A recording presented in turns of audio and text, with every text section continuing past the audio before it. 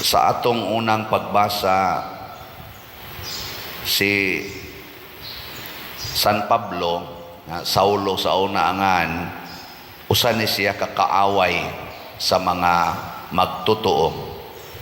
Nya nahimo siyang kauban nila. Kay gipili siya sa Ginoo ni Hesukristo mismo nga mahimong kabahin sa iyang simbahan o nahimong maisugong magsasangyaw. Unya sa atong tubag sa Salmo, ang atong itubag sa ganito: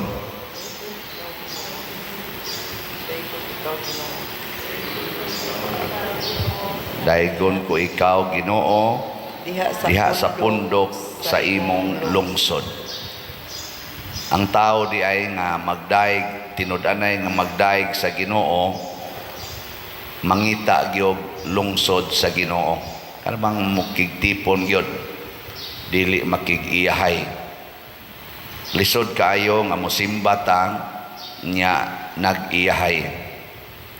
Lingi ay mong tupad ing na kauban ko or kabahin ko sa imong kinabuhi. Tungutan ako no. Ing nakabahin ba ko sa imong kinabuhi? Wa man sad mo kasabot. Kana bang maghuna-huna kita ba sa atong isig ka magtotoo? Dili kay ang ato rang kaugalingon, ang atong hunahunaon, mosimba ta, sige tagdaig sa Ginoo, nya ang atong pangayoon para ra gistong kaugalingon. Sige pangayo sa kaayuhan sa imong pamilya, sa imong mga anak, sa imong kaugalingon nga maayo ang imong sakit. Imo ra gyud ba? Imo iapil ng uban ang katilingban, ang tibuok simbahan.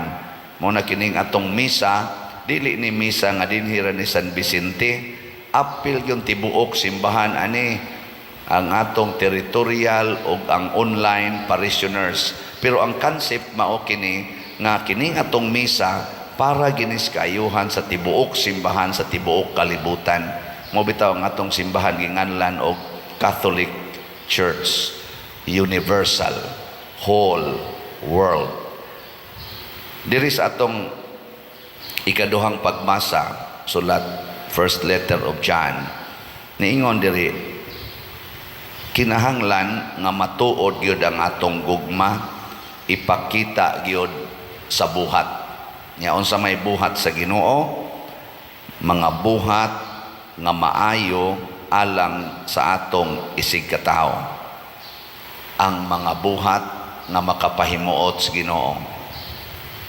Kinsa dinhing mga ginikanan nga moingon, Padre, sa akong pag-atiman sa akong mga anak, mahimuot gyud ang Ginoo. Taas ang kamot.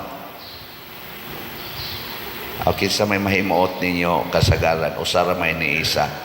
Unsa man day inyong tumong sa pag-atiman sa inyong mga anak, kamo mga ginikanan? Gusto ninyo no, ng inyong mga anak makapahimuot ninyo. Ay gyud mo pabadlong ha, pag tinarong gyud mo, di kay mo magtinarong, bantay lang gyud mo nako. Magpakauwaw mo, pakauwaw mo.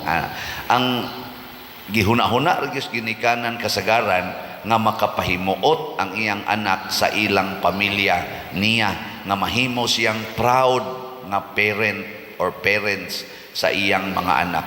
Kana sayop na ha, ingna inyong mga anak, kinahanglan gyudong dai makapahimuot gyud tas Ginoo kanunay. Ana, nya unsa may buhaton sa mga ginikanan aron makapahimuot sa Ginoo? Dili magsigig pangasaba sa mga anak, di magsigig yaw-yaw, di magsigig pamuyboy. Dili nga imong tupad ing na gahapon nahimuot ang Ginoo nimo. Ing na gahapon lang, at least mahinomdom ka ba? Gahapon nahimuot ang Ginoo nimo. Kinsay wa magyaw-yaw gahapon nga ginikanan, taas ang kamot. Kanang wa gyud magyaw-yaw, gahapon lang. Hapon. Uy, ha? Gahapon? 5 ra ka buok aning pundo ka wa magyaw-yaw.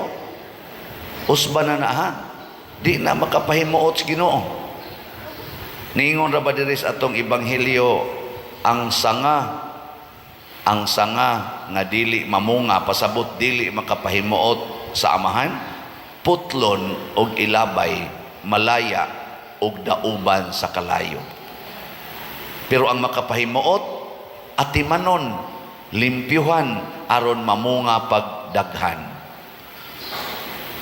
Mga bata, mga anak, unsaon man sad aron makapahimuot mo sa Ginoo, kamura ba makapahimuot ragis inyong kaugalingon ang inyong gipangita? Siging cellphone yun, computer yun, duwa yun, kay libnaw yun kay tanan. Ang makapahimuot sa Ginoo ninyong mga anak, nga ang inyong ginikanan, inyong tahoron, inyong atimanon, dili ninyo pasagdan, dili ninyo usik-usikan ang kwarta. Mga batanon karon, hibaw ra ba ko nga ang nagpalit sa inyong cellphones ang inyong mga ginikanan. Pero kamo, dayog luklok, labi na mga babae, fitting kay karsones, unya iluklok ang cellphone sa likod. Mga buak ang cellphone, mga guba, mga danghag estanan. Sino ka ng cellphone ato maging ampingan, lisod maging mapiit-piit na bag, iluklok sa likod nga perting pitingan niya iniglingkod. Ang sa may tabo, buak. Muna, mga babae, nangabuak sad. At tanawan ng mga screen sa inyong cellphone, mga babae, sa tarong pa o nang liki na. Mauna. Nakangaki sa kay kapauso-uso, nga, ato manginang gunitag tarong, di manginan nato ipiit-piit gani. Lingkura naman hinoon. Kadang hagyon. Mura rabag mahal, mura rabag barato. Ang mahal kay na, lisod na magay mong kaon, galisod kay mong pamlite. Nga, dili yun ampingan. Ampingi. Hasta sa ng inyong mga beauty, kamo mga babae, karon mga high school, wapay mga pangita, kusog na kayo mo make up, kusog na kayo magsumpay-sumpay anang pilok, kusog na kayo mamadlis anang kilay, magpakulor-kulor pas buhok, mga babae. Mga laki sad papalit yung motor, bahala nagsikanhan, bahala nagway rehistro, bahala nagway lisensya, hala drive yun anang motor. Mga laki magpakaron ingnon yung naa, makapahimuot ka na sa Ginoo. Matod pa diri sa atong unang ikaduhang pagbasa, magpuyo tas kamatuoran, dili nang bakak, di nang pakaron ingnon. No? Bitana dinhi bisan kaning ako intaw mga sakristans, sigihan yung pahinomdom nga naman bisag asa lang labay, bisag asa labay ang atong bag-ong ipalit nga mga butang, mga guba lang dayon. Kanilang electric fan, ang electric fan nato, di ba di na mo lingo-lingo nga naman inigingon iirog dong itaro ang lubagon dayon, haros na ana. Dili gid ang pingan patuyo ko nana nya una pa ila unya sad mingon ta patuyo ka na dong di na mo tuyo pa dong ano man wa na may gunitanan kanang ana ay laruton na masaging ana dewa na wag tang na labay na hasta gud rosaryuhan nga plastic maputol pa rosaryuhan plastic na putol pa buak pa ako pagkadanghagag yung mga kamot ano man kay wa mag amping na kini makapahimuot sa Ginoo, na kining akong buhat makapalipay sa Ginoo. Mao na siya. Nigi ko na be. Lingi ako nog usab imong tupad. Ing na nalipay ka nga nagtupad ta. Ing na no. Ay kana imong tupad murag imo ra man sa nang kailag yun. Lipay kang tupad ta og di sa na nimo kaila kinahanglan malipay sa kang nagtupad mo kay pasabot ana kuyog di ta sa usa ka punuan ang ato di ay relasyon nindot di ay mo na nga niingon si Kristo dire nga pabilin kamo kanako ug ako magpabilin kaninyo ug mamunga mo daghan walay makapabilin kanako nga dili magtuman sa mga pulong. Ingon siya, pabilin mo sa akong mga pulong ug ang akong pulong magpabilin diha kaninyo. Nya kung magpabilin ang iyang mga pulong din hinato, bisan unsay atong pangayoon iyang ihatag.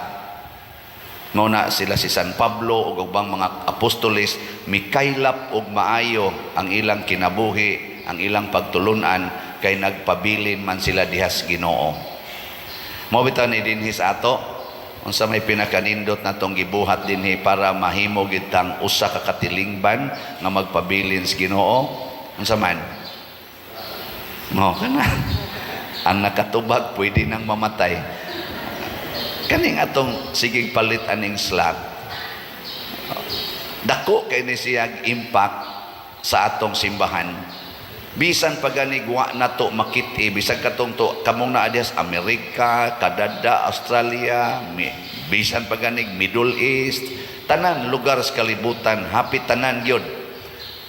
Naka-appeal mo aning ato dinhing slot-slot kining atong mga proyekto. Unsa man na siya? Connected ta. Mura ta og mga sanga nga usahay wa nakahibaw hain gikan ang mga sanga pranang sangas mangga. Ang sangas mangga diris dapit sa tuo, wa man sa kihibaw tuo abay mga sanga dito sa mangga dapit sa wa. Pero tungod kay naa sila nakaatat sa usa ka punuan, pupariha ra gid sila bunga na ay common fruits ang mangga. Mausan ng mga bayabas, kay mito, o uban pa. Kasagaran gid ba? Nga naman, common ang ilang trabaho. Daghan tag activity sa simbahan. Naga ni Roy, ni-imbitar na ako, nga usakos mga speakers, kaning atong kuan, Pentecost celebration sa atong kuan, Archdiocese of Cebu Charismatic renewal service. Sa mga title, aning ga-imbitar na ko.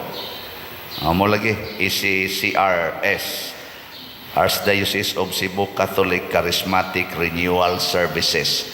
Aning grupo, tanan nga mga charismatic sa atong Archdiocese magtigom karong Pentecost Sunday, Pitsa 19 Mayo.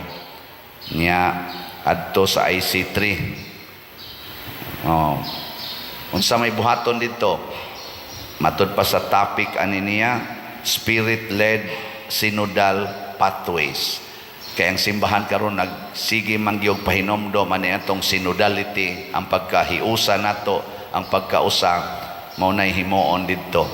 Usa kuno kos duha ka speakers, murag si Father Jerome Antugop mo'y usas mga sa speakers niya. Ako sad adto mo dili anawa unsa man na pa dire ngadto niya mo sugod og alauna sa hapon adto sa IC3 niya. Unsaon man sad para madayon anaa say mga ticket baligya, mura sag slot ba, tag 100 ra per ticket. Ang white ticket di lang sad kasod, kanang ticket pag ila lang na og pila ka buok ang mutambong aron maset na daan.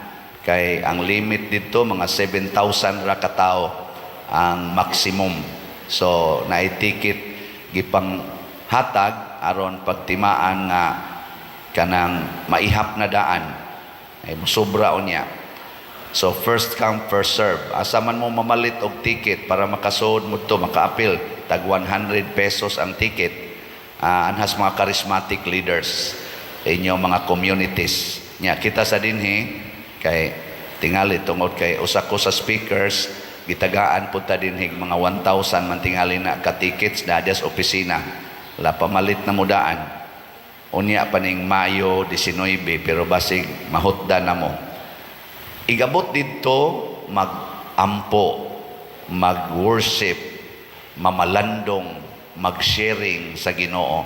Mao ni siya ang pagpabunga, pagpalambo sa atong pagkasimbahan.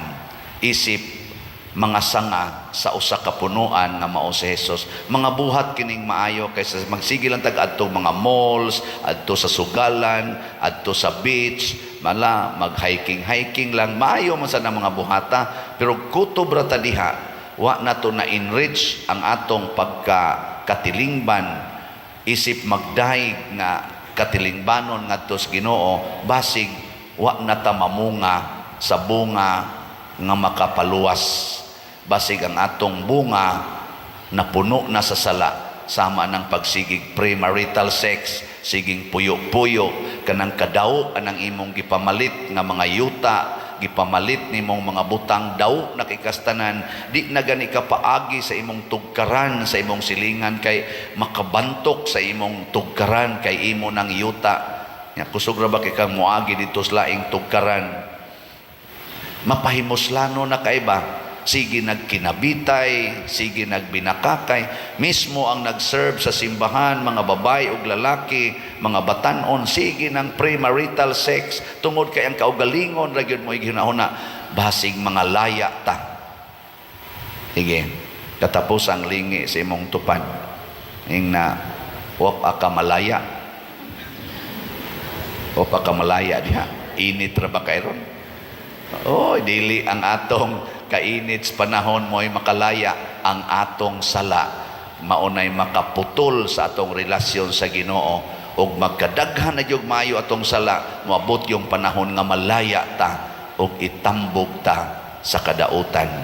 Hinaot unta nga kitang tanan mahimong maayong mga sanga nga mabungahon, bunga nga mulungtad sa kinabuhing dayon.